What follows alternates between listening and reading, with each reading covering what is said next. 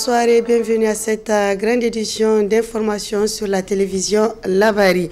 Séjournant depuis hier au Niger, la délégation de la Banque mondiale a visité quelques infrastructures à Niamey dont elle a contribué dans le financement. C'était en compagnie du Premier ministre et autres personnalités du Niger. Le compte rendu avec Ismaël Mouni et Sadou Douni. Véritable travailleur, le Premier ministre a quitté son centre bureau pour s'y rendre au niveau des tronçons prioritaires pour la ville de Niamey, aménagés par le projet intégré de développement urbain et de résilience multisectorielle PUDIREM, ce qui a conduit Mohamed Lamine Zen à la route bitumée et ouvrage d'assainissement au château 1, puis au niveau de la chaussée drainante au Viva, École Galaxie, et enfin au niveau de la route bitumée et ouvrage d'assainissement boulevard Tanimoun, Rampombari. À l'issue de la visite, le Premier ministre s'est dit émerveillé. Le président de la République, le chef de l'État, général Tchani, avait demandé que nous revoyions un certain nombre de projets qui sont financés, moitié dons, moitié prêts, les restructurer, collecter des ressources pour faire des financements qui ont un réel impact sur la vie quotidienne des Nigériens. Alors, il y a ce projet qu'on appelle PUDIREM, qui est ancré institutionnellement à la primature, donc sous notre autorité. Nous avons tenu une réunion, effectivement, il y a quelques mois, et des ressources ont été gérées en restructurant ce projet avec le ministre en charge des questions d'infrastructure. Ces ressources ont été dirigées vers, évidemment, la réalisation de ces infrastructures que vous voyez. On a fait le tour, on a vu quelques sites, mais cela ne s'est pas arrêté à Niamey. Toutes les autres régions du pays ont pu bénéficier de ce genre de réalisation. Ce qui fait que cette année, l'effet des inondations a été significativement maîtrisé et nous pensons, Inch'Allah, l'année prochaine, avec ce type d'initiative, nous aurons à éviter que ce qu'on a vu soit mis derrière nous. Le Premier ministre a été accompagné dans ce périple par le gouverneur de la région de Niamey, le ministre de l'équipement et des infrastructures, mais aussi une délégation de la Banque mondiale. Bailleur de fonds, la Banque mondiale tire son chapeau pour la qualité des réalisations. Le Niger est actionnaire de la Banque mondiale.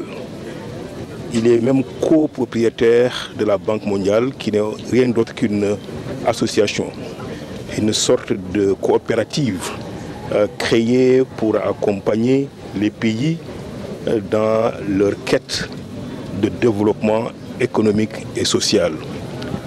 Un projet comme celui-là participe réellement à cet objectif-là. Et j'étais très content d'avoir constaté que le projet atteint ses objectifs. Il est d'un montant de 250 millions de dollars, une partie financée sur dons, 50%, et l'autre 50% financé sur des crédits. Quand on dit des crédits chez nous, c'est pratiquement des quasi-dons, parce qu'ils sont remboursables sur 50 ans, 10 ans de délai de grâce et 0% d'intérêt. Au-delà de la création d'infrastructures résilientes, ce dont une ville comme Niger, Niamey en particulier, en a besoin, et d'autres villes, bien entendu, du Niger, un projet comme celui-là participe aussi au renforcement de la mobilité urbaine, permettant aux hommes et aux femmes qui vont à leur activité économique de gagner en productivité, parce qu'ils peuvent bouger très rapidement. Il permet aussi surtout de créer des emplois pour les jeunes et les femmes.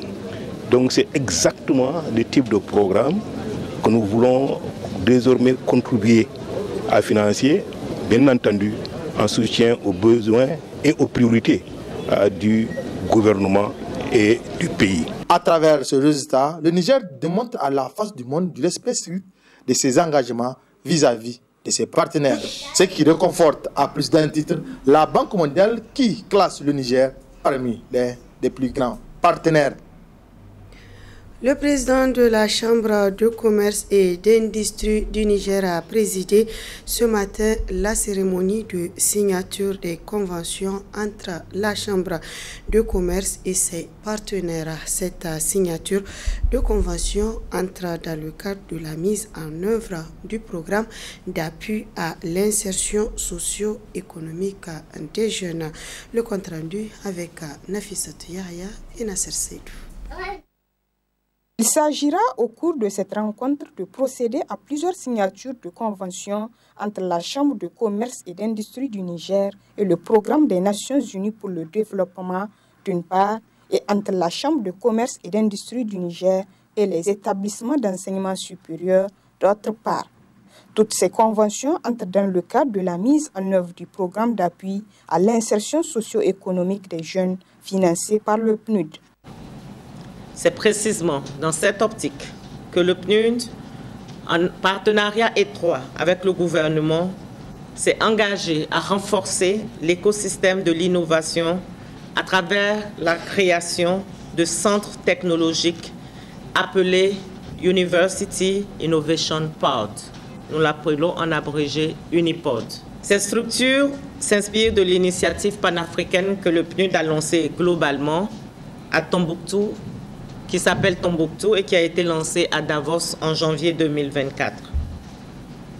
Les unipods sont conçus comme des espaces d'expérimentation, de formation et de collaboration. Ils visent à encourager l'entrepreneuriat chez les jeunes, promouvoir l'innovation appliquée dans nos universités et renforcer les liens entre les milieux académiques, économiques et communautaires.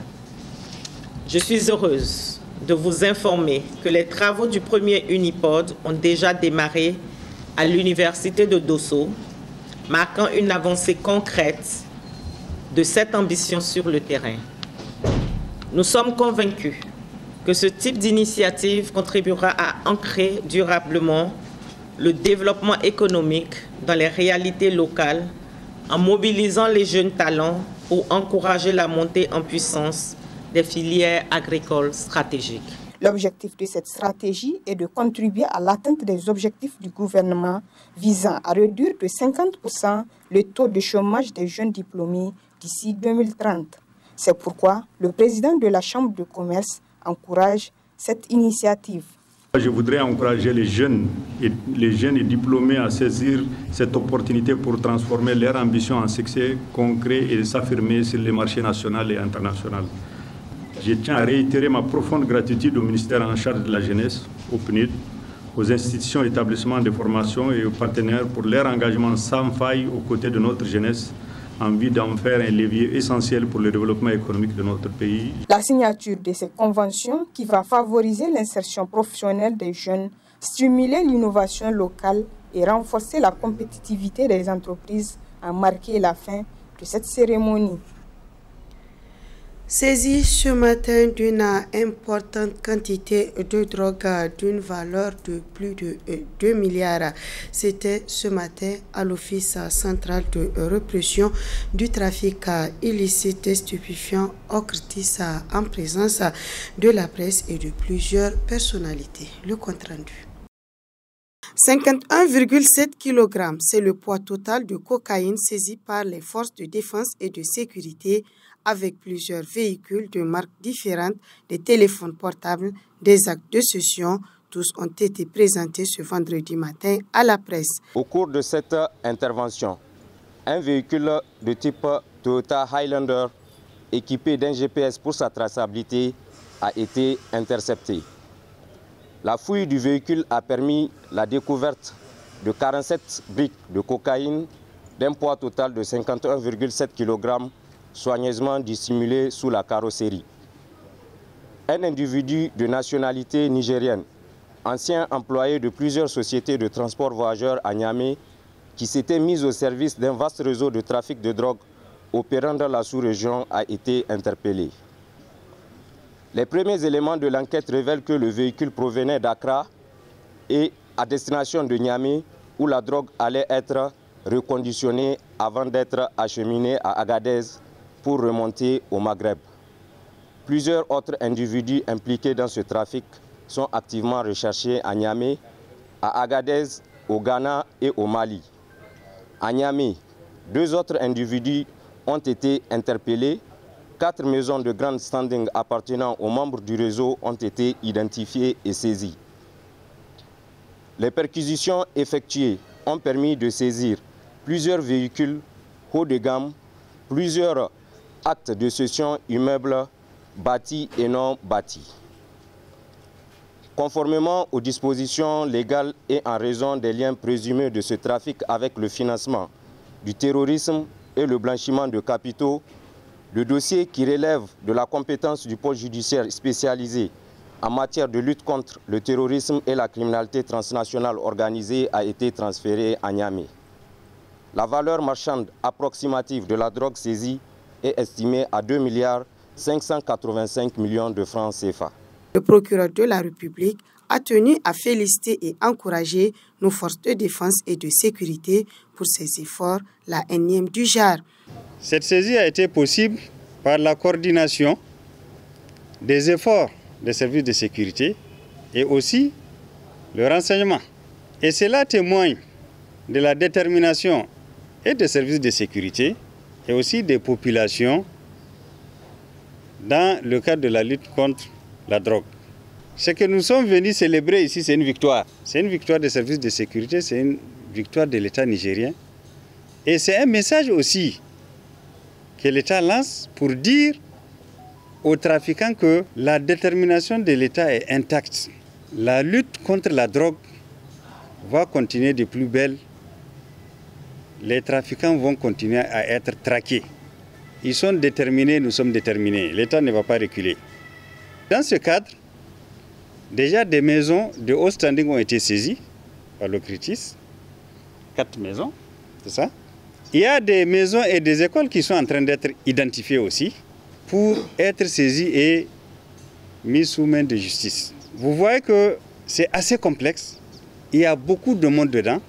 Et c'est pour cela que de notre côté, du côté de l'État, il faut aussi que tous les services se mettent ensemble. Ce travail doit commencer par les parents, les organisations non gouvernementales ou organisations de la société civile et toutes les populations. Chacun de nous doit œuvrer, doit sensibiliser ceux qui sont à côté de lui pour qu'ils ne rentrent pas dans ça. L'Office central de répression du trafic illicite des stupéfiants OCRTIS appelle une fois de plus à la vigilance et à la collaboration des populations car la sécurité et la stabilité du pays demeurent une responsabilité commune.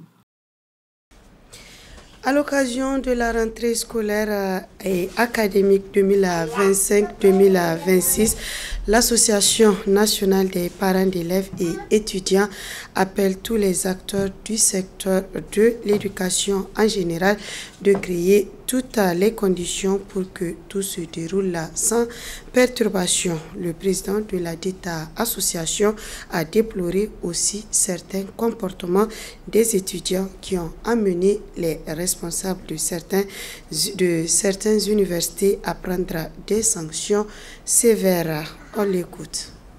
Vu ce qui s'est passé 2024-2025, surtout au niveau des universités, mais qu'à cela nous tienne, nous savons que nous sommes dans un pays où les mœurs doivent être respectées et les habitudes de bonne conduite doivent primer surtout dans l'intérêt du Niger. Donc, comme vous l'avez dit, au niveau des universités, les cours ont déjà commencé, ont repris par les sessions et autres. Et au niveau des universités, nous pensons qu'il est primordial d'asseoir un climat de dialogue entre les différents acteurs des universités, c'est-à-dire les enseignants, les scolaires eux-mêmes, les PAT et les différents partenaires. Parce que vous savez que pour réussir le développement des pays, on doit se baser sur son éducation. Aujourd'hui, les universités sont les établissements phares qui sont censés apporter leur soutien au CNSP dans le nouvel élan que nous sommes en train de prendre, c'est-à-dire le changement de mentalité, le changement de comportement pour satisfaire la souveraineté. Donc nous, en tant que parents, notre position, elle est là, elle est claire, que chacun doit jouer son rôle. Les enseignants doivent encadrer académiquement les étudiants, et les étudiants doivent se comporter en tant qu'apprenants, ayant hérité des mœurs et des habitudes bien respectueuses des personnes âgées, des personnes dans toutes leurs formes, et de surcroît en respectant le statut de l'enseignant, qui au-delà de son titre d'enseignant représente aussi le parent. Il est difficile pour un parent de supporter l'exclusion de son enfant dans un établissement, dans une école, encore moins dans une université. Parce que quand on exclut un étudiant, ça veut dire que l'avenir de cet enfant est compromis à jamais. À jamais. Parce que l'exclusion, quand elle est prononcée de tout le système, ça veut dire qu'il est difficile à l'enfant d'être accueilli ailleurs sur l'étendue du territoire national. Depuis que nous avions appris cela, nous n'avons pas baissé les bras. Nous avons engagé des démarches qui continuent encore d'être faites pour que les uns et les autres se comprennent, qu'ils se regardent face à face et qu'ils se disent les vérités qui peuvent faire avancer le pays.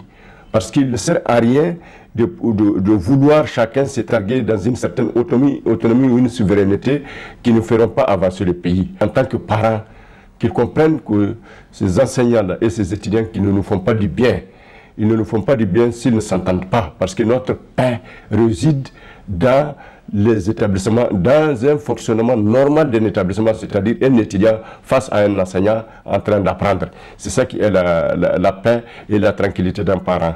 Mais comme vous l'avez dit, effectivement, nous sommes présentement dans des phases de négociation, d'interface, de voir comment éviter que ce qui s'est passé l'année passée entache l'année 2025-2026.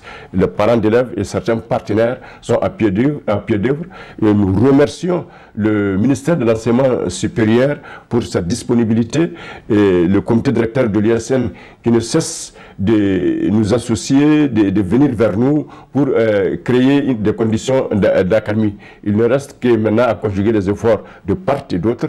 C'est pourquoi d'ailleurs je profite de l'occasion, si vous me le permettez, pour dire aux universités, au ministère de l'Enseignement supérieur, de nous mettre dans nos droits.